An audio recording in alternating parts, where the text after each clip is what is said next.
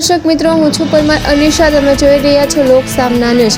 તો જોઈએ આજના સમાચાર કેશોદથી અમારા રિપોર્ટર ગોવિંદ હડિયા સાથે. શ્રીમતી મધુબેન ડી દેવાણી પ્રતિભા પ્રતિષ્ઠાન કેશોદ સંચાલિત કર્મશીલ ગ્રુપ કેશોદ દ્વારા વડીલ વંદના કાર્યક્રમનું આયોજન કરવામાં આવ્યું.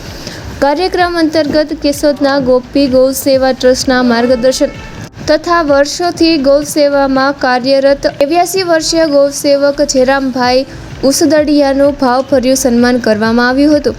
આ પ્રસંગે જલારામ મંદિર, ભારત વિકાસ પરિષદ, આઝાદ ક્લબ, દિલીપભાઈ ધનેશા, ભગવાનભાઈ આહારા, રોહાણા સમાજ સહિત વિવિધ સામાજિક સંસ્થાઓ અને આગેવાનો ઉપસ્થિત રહ્યા હતા.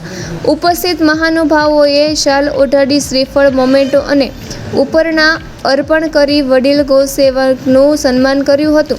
કર્મશીલ ગ્રુપના ડીડી દેવાણીએ જણાવ્યું હતું કે વર્ષોથી નિસ્વાર્થ ભાવે ગૌ સેવા તથા સમાજ ઉપયોગી કાર્ય કરતા વડીલોનું સન્માન કરવું દરેકની ફરજ બને છે.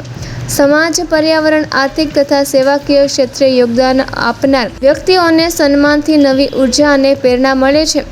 કાર્યક્રમમાં મોટી સંખ્યામાં વિવિધ સંસ્થાઓના પ્રતિનિધિઓ, આગેવાનો અને સેવાભાવી લોકો ઉપસ્થિત રહ્યા હતા. સમગ્ર કાર્યક્રમનું સંચાલન ભૂપેન્દ્ર જોશી દ્વારા કરવામાં આવ્યું હતું. કાર્યક્રમ અંતે ઉપસ્થિત મહેમાનો, કાર્યકરો, વિવિધ એનજીઓના હોદ્દેદારો તથા આગેવાનો દ્વારા સહભાગિતાપૂર્વક અલ્પાહાર લેવામાં આવ્યો હતો.